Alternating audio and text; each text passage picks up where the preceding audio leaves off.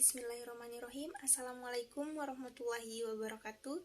Perkenalkan, nama saya Sinargebi Ulandari, NIM D1B1200023, kelas A Prodi S1 Farmasi, Universitas Megarizky Makassar.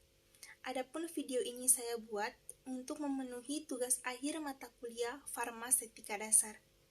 Baik, di sini saya akan menjelaskan tentang pulvis dan pulveres, dalam kata lain yaitu sediaan serbuk. Sebelum saya menjelaskan tentang pulvis dan pulveres, saya akan menjelaskan terlebih dahulu tentang farmasetika dasar.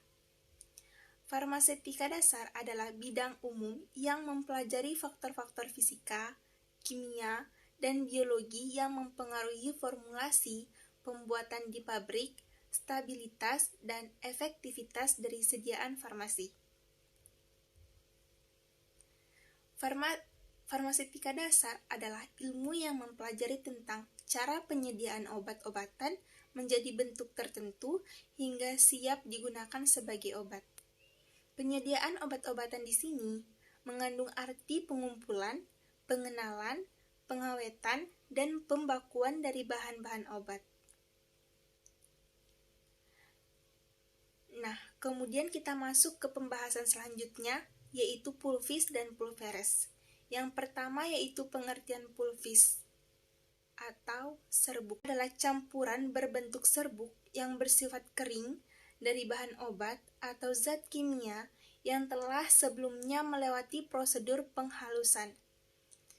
Pemakaian pulvis bisa untuk bagian tubuh luar ataupun dalam kata lain yaitu oral melalui mulut. Serbuk tentunya memiliki permukaan yang lebih luas sehingga lebih gampang larut daripada bentuk sediaan padat yang lainnya. Misalnya tablet, kapsul, ataupun kaplet. Kemudian yaitu pengertian pulveres atau serbuk bagi. Pulveres adalah serbuk yang terbagi menjadi bagian yang kurang lebih sama. Sediaan ini terbungkus dengan menggunakan kertas perkamen atau kemasan lainnya yang sesuai. Tiap bagian biasanya adalah takaran untuk sekali minum. Adapun keuntungan sediaan obat pulvis dan pulveres atau sediaan serbuk yaitu yang pertama, serbuk lebih cepat larut, tidak seperti sediaan lain yang dipadatkan. Yang kedua, memberikan kemudahan pada kelompok usia anak, orang tua, dan individu yang sukar untuk menelan tablet, kapsul, ataupun kaplet. Yang ketiga, tidak ada masalah ketidakstabilan sebagaimana sediaan obat cair.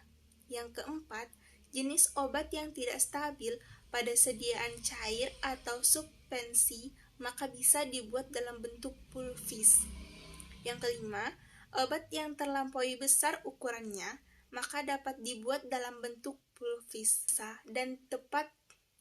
Yang keenam, dokter lebih leluasa dan tepat dalam menakar pemakaian anak ketimbang pembagian obat tablet.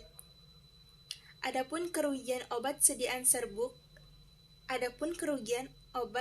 serbuk yaitu yang pertama, bila obat berbau, maka obat pulvis memiliki bau dan rasa yang tidak enak. Selain itu, bisa juga pahit, lengket, amis, atau sepat.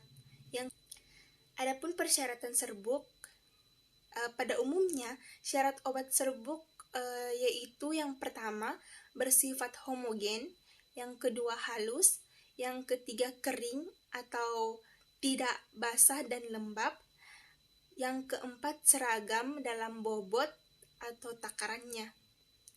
Kemudian penggolongan sediaan pulvis atau serbuk. Pulvis adalah serbuk yang tidak terbagi-bagi dan dikelompokkan menjadi beberapa jenis, yaitu yang pertama, pulvis aspersorius adalah serbuk yang ringan untuk pemakaian topikal. Pengemasannya biasanya menggunakan wadah yang bagian atasnya memiliki lubang yang halus untuk permukaan pemakaian pada kulit. Serbuk tabur ini harus bisa melewati alat ayakan berderajat halus 100 mesh. Hal ini untuk menghindari timbulnya iritasi pada area kulit yang peka. Yang kedua, pulvis dentifricus, yaitu serbuk gigi biasanya menggunakan cermin sebagai pewarna yang dilarutkan terlebih dahulu dalam kloroform atau etanol. Sternutorius adalah serbuk bersin yang penggunaannya dihisap melalui hidung, kemudian serbuk tersebut harus halus sekali. Yang keempat, pulvis effervescens, merupakan serbuk biasa yang sebelum ditelan dilarutkan terlebih dahulu dalam air dingin atau air hangat, dan dari proses pelarutan ini akan mengeluarkan gas CO2, kemudian membentuk larutan yang pada umumnya jernih. Adapun hal-hal yang perlu diperhatikan dalam membuat serbuk, yang pertama yaitu obat yang berbentuk kristal atau bongkahan besar hendaknya digerus halus dulu. Yang kedua, obat yang berkhasiat keras dan jumlahnya sedikit dicampur dengan zat penambah atau konstituen dalam mortir.